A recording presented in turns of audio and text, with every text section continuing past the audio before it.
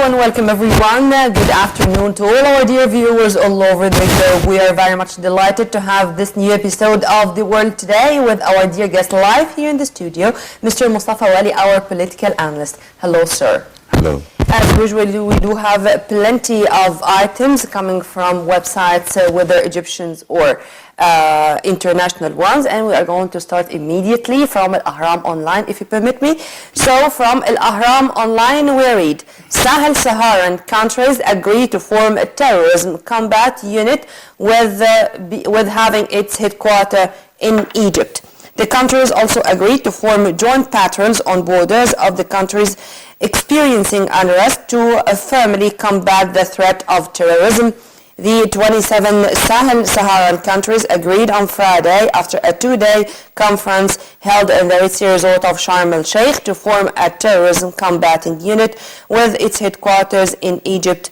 And this was said in what was called Sharm el-Sheikh Declaration.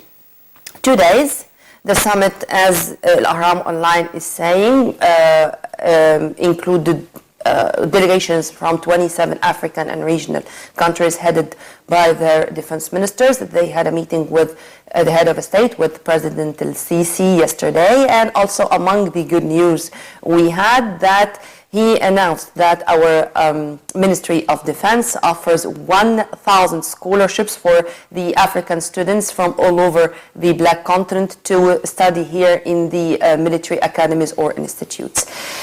This is also to say that we are also going to resume our coordination in all fields and in specific on war launched against terrorism. First, how do you see the timing of this summit and the huge participation, as I said, from 27 countries? As usually said in such situation, that it was just in time. Wouldn't say late or something, but it's just in time. Because if we look around, even for the latest events around the world, and which is very, very alarming, Africa, and it's actually a pleasure that we have been through African cooperation, and you know it was on the media and actual during the last 2 or 3 weeks. You know, we had this summit here in Sharm el-Sheikh also, and it was about cooperation with Africa. This is a very specific and very important because it will deal with the safety, the real safety of the people of Africa. I was actually, when I read quickly this piece of news, that there will be patrols, military patrols, yes, on the borders.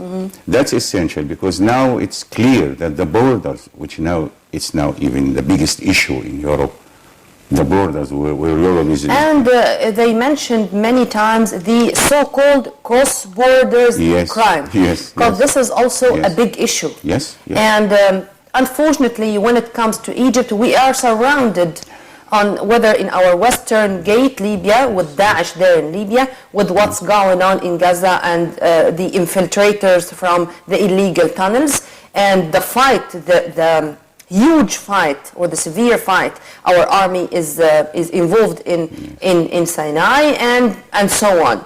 How do you see this point in specific? Well, this was coming to be my second question, the cross-borders crime, and to what extent it's a major threat, even more than the usual threats we are now, unfortunately, of course, used to. Yeah, because if they will get together, I mean, especially those, let's say, the neighbors' country where they have common borders, and they will stress and they will give the importance which is needed, actually, to keep a safe border to the maximum, you know, because actually when it comes to, I'm not a militarist, I'm military expert, but that's out of experience and normal knowledge and general knowledge, that the longer is the border and the longer is the threat, you know. The harder to defend it. Yes, because the filtration. So if of course these are armies equipped and well equipped actually to monitor and surveil the borders. I hope, but with both cooperation, with mutual cooperation on the two sides of the border, that will make it more efficient. Sure. Because sometimes you have a border where the other side is not cooperating. Wouldn't care, or at least wouldn't care again. That's important. So the very first step toward a solution is to confess that this is a problem and to have this mutual cooperation and coordination among countries which share the same borders. Yes. We hope that this is going to be one of the fruitful results of this summit. Let's move to the Daily Star and to take you to one of our borders, the strategic depth of Egypt. South Sudan accuses North Sudan of bombing raid.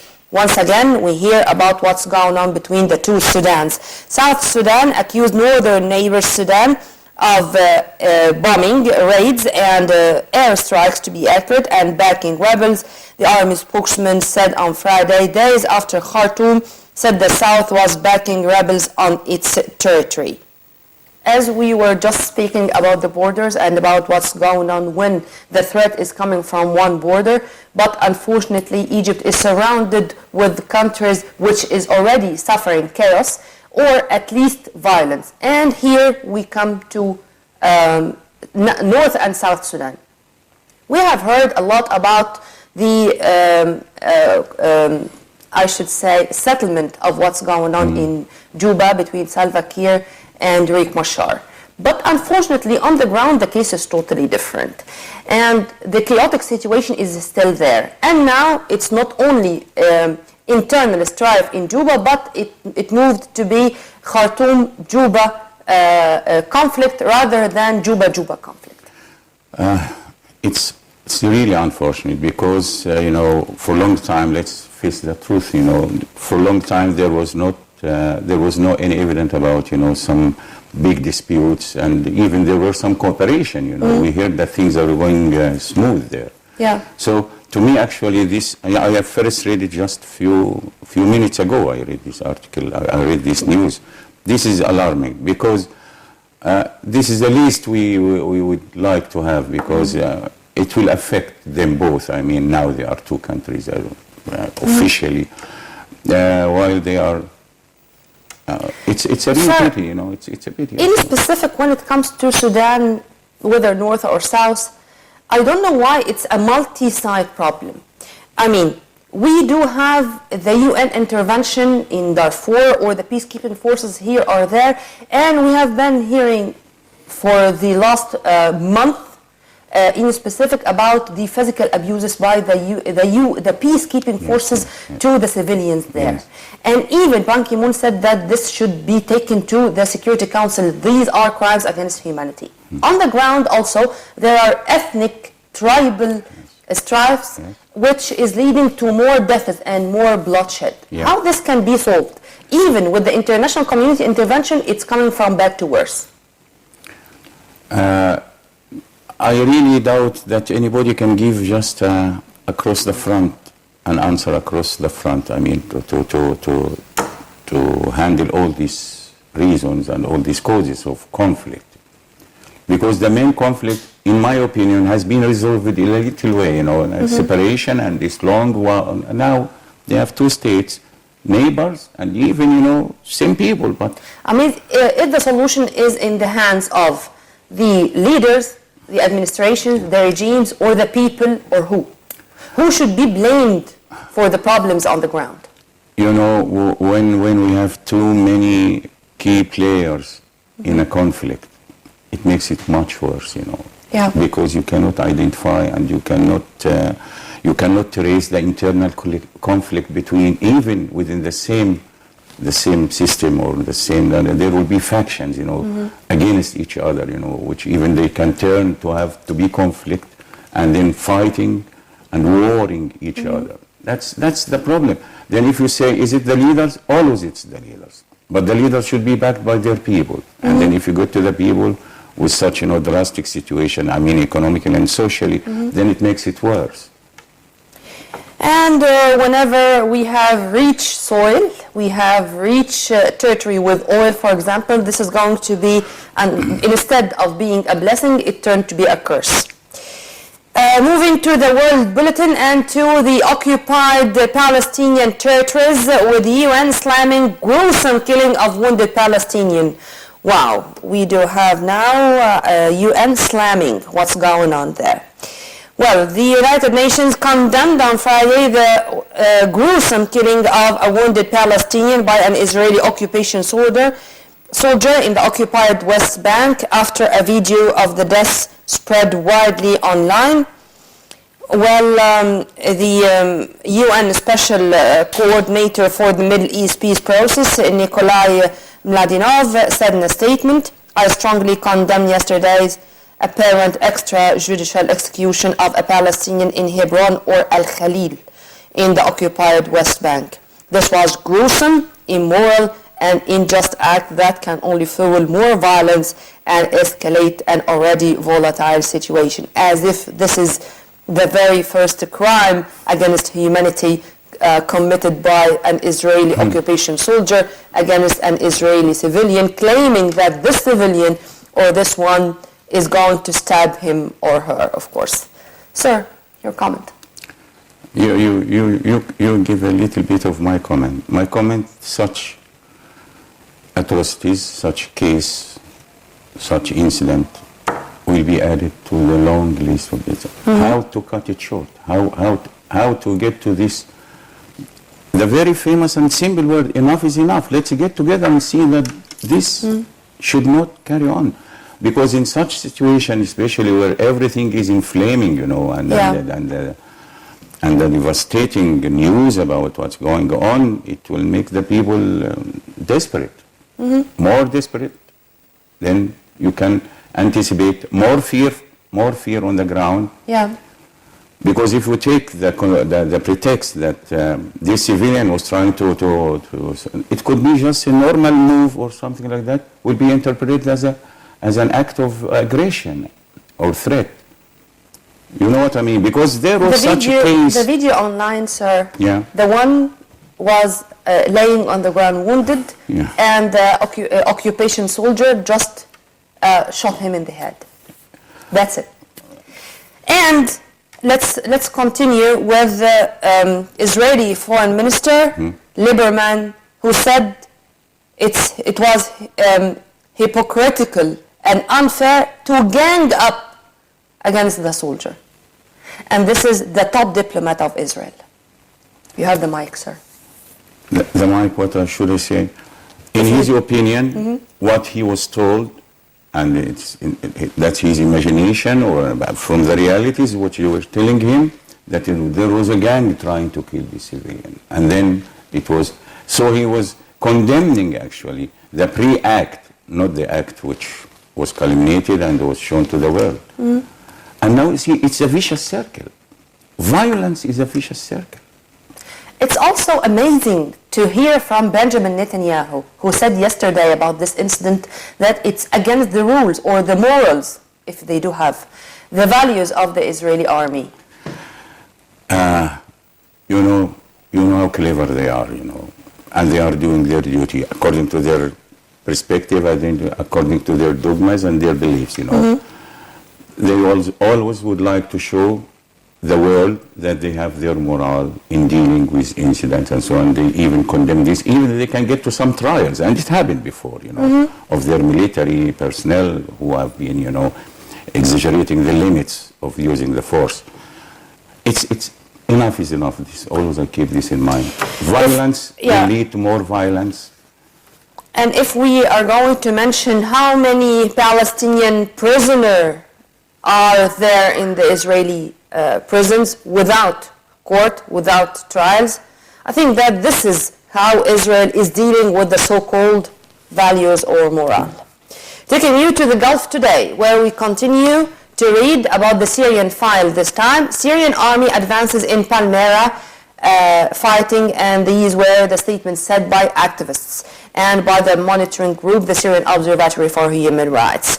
Syrian soldiers advanced slowly in heavy fighting with Daesh militants near Palmyra ancient ruins on Friday, as the state media of Syria and also monitoring group said, in an offensive which could open up swaths of eastern Syria to government forces. Fortunately, there are some advances by the Syrian army into Palmyra to take it out from the hands of Daesh. Unfortunately, Daesh seized Almera in May 2015, meaning nearly a year now, or 10 months to be accurate. So is it going to be one step forward? I mean, should we be that optimistic, or this is only just a part of the story and it's not the whole one? You remember when Palmyra was overtaken by Daesh, yeah, and how it was a very big issue in the world. And now, after around a year, we are coming to 1 year now since this, because Palmyra, especially, with its historic marathon. Yes. So they were right now. What's going on? If it's a real defeat, because to me, real defeat, it means that on the ground that you eliminate any feature or any sign of colonization, which in this case, this foreigner, this one. So unless this will be shown to the world in real evidence, let's keep thinking that... Why I'm asking this question, because whenever those pieces of news came yesterday about the advance of the Syrian army into Palmyra, there were optimistic points of view saying that it's the way to Al-Mosul. Because whenever it comes to Daesh is seizing large swaths of land, of territories in Syria and Iraq. Syria, Tadmor or Palmyra was a key point, and Al-Mosul in Iraq is also a key point. Do you think that seizing Palmyra is going to be the way to Al-Mosul? First, if they can capture, fully capture, and complete evacuation, if we say, or diminishing the real presence of Daesh there, this will be a great step, because it will be encouraging a lot of people around in the area, to help, even in Iraq. And they will. But of course, Mosul is the ultimate, yes. Mosul is the ultimate. That's right. And it's really amazing to find that all what's going on from the U.S. and its allies and the Russian strikes and all the fighting which is going on there, while Daesh are from 20 to 30,000 mercenaries, no more than that, and they should not be that well trained like the ones in the big powers' armies. How till the moment, after years and long months of fighting, they cannot get rid of it? This is a big question which I cannot find an answer to. This question was raised internationally, even in the first few days after this sweep of Daesh. It was a big strike, actually. Yes. It was like a lightning. They are among people. They are 30,000 among, let's say, hundreds of thousands. Isn't? Yeah. When they are among these people, then the collateral damage is a fact, and it will be terrible. And I think this is one of the things hindering any activity, taking into consideration that if there is a real serious activities, I mean, or the I can understand what you're saying, sir, in Syria, because in Syria there are a lot of fighting or warring parties, and you cannot differentiate on the ground who is Daesh, who is the armed opposition, who is the so-called Nusra Front or whatever, and those affiliated to Al-Qaeda, whatever. But in Iraq, there's only one Daesh. There's only one opponent, only one enemy. Why they cannot get rid of Daesh in Iraq? I mean, if what I've said is an excuse in Syria, what's their excuse in Iraq? Because again, if you will use the devastating force, they are using the term carpeting, and even some of the candidates. If this is done or even thought of, it will be an international massacre, whoever will be doing it. That's a very big constraint for armies to handle civilians, where we have among them. But I think that tomorrow is going to be another day after the attacks reached Europe, first in Paris and now in Belgium. As The Guardian is saying, police arrest 7 men in Brussels and Paris following terror attacks. Well, police in Brussels are questioning 6 men arrested in overnight raids following Tuesday's airport and metro attacks in the Belgian capital. Amid reports, a man detained in Paris has links to the same network. the terrorist network, of course. The Belgian Federal Procedures Office said the arrest 2 days after the twin suicide bombings killed 31 people and left 300 injured came during police searches in the Belgian districts. Sir, before going into the details of this attack, 2 ministers resigned, but their resignation was not accepted by their prime minister. Yes, I see. First, how do you see this move or this action? Of the ministers? Yeah. Because this is traditional, you know, in this kind of democracies that this is a complete failure. And you see now, in the aftermath of these tragic events in Brussels, people started to wake up, and you can monitor it even, how it's building up over the hours, you know. Yeah. Then the sense of responsibility, because it's now clear there was responsibility, at least these rumors which says that there were pre-notification that there will be such an attack on Brussels. So even if it was not exactly showing where it could happen, they should have been alerted for this.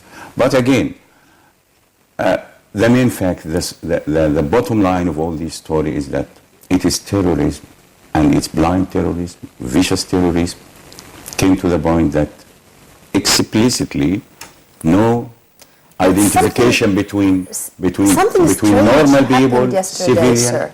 Belgium lowered the degree of alert from 4 to 3.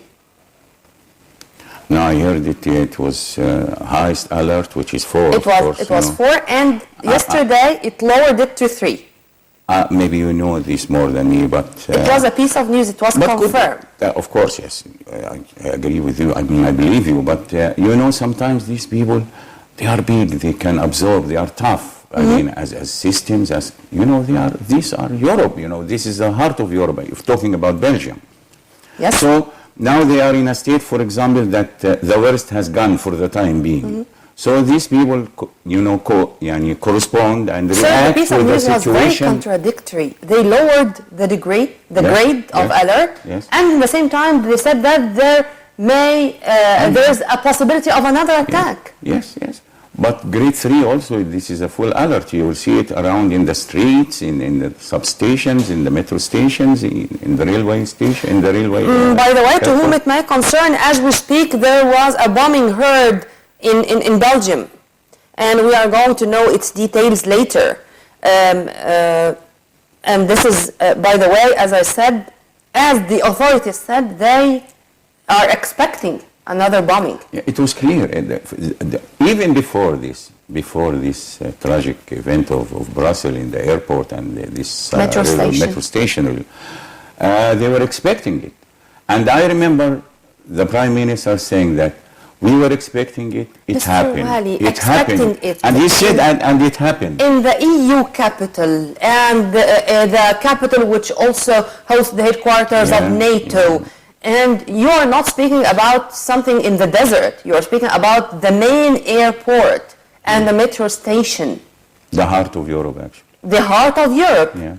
President Abdel Fattah al-Sisi said it almost 1.5 years ago. Yeah. I mean, it was in September 2014 in his first speech in front of the UN Security Council. Right. And he said terrorism is a global threat. Yes. Have we learned the lesson or not yet? The question, who should learn the lesson? Those who are suffering it, or those who are still a little bit far from them? Terror can reach anywhere now, simple as that, and can really damage and really hurt.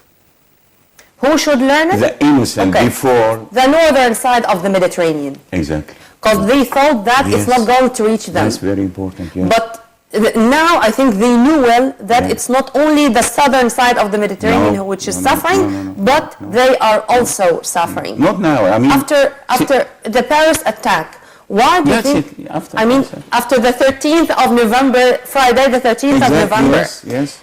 Why do you think, sir, the Europeans have not given it the necessary importance?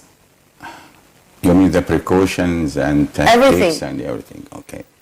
actually, the same question I have read a lot since yesterday, that the people there are raising the question. I'm talking the people, then yes. it comes, and this will bring together those who are politically in conflict, so yes. that the situation. I have no answer, and they themselves have no answer. They didn't give an answer, because I tell you what, according to a statement which I have found today in the morning in other places, that in Paris there was a big raid yesterday in north of Paris, and they said that they are not sure whether it was a link of this, but anyway, it was a kind of preparation for a big attack. And now they were, a little bit later, the same in Brussels. They say they were, trying to get ahead as quickly as possible to foil the attempt or imminent attack. Yeah, the plan. Tomorrow is another day. Hopefully a better day. We hope that this is going to have an end, and all the world leaders are going to cooperate to put an end to the terrorism. The most important, cooperation. Yeah. Well, Mr. Mostafa Waly, our political analyst of this episode, thank you very much for being with us. It's always a pleasure. Thank you very much. Well, by this we come to the end of the world today. Only today. Tomorrow is another day with another crew. But before we go, on behalf of Magdi Sliman, Yasser Abdel Masoud, Fayal Muhammad Abdullah, Ayat Ali Taha, Ilham Wahi, and myself, Nermina Abdurrahman, many thanks for watching. Have a very good afternoon.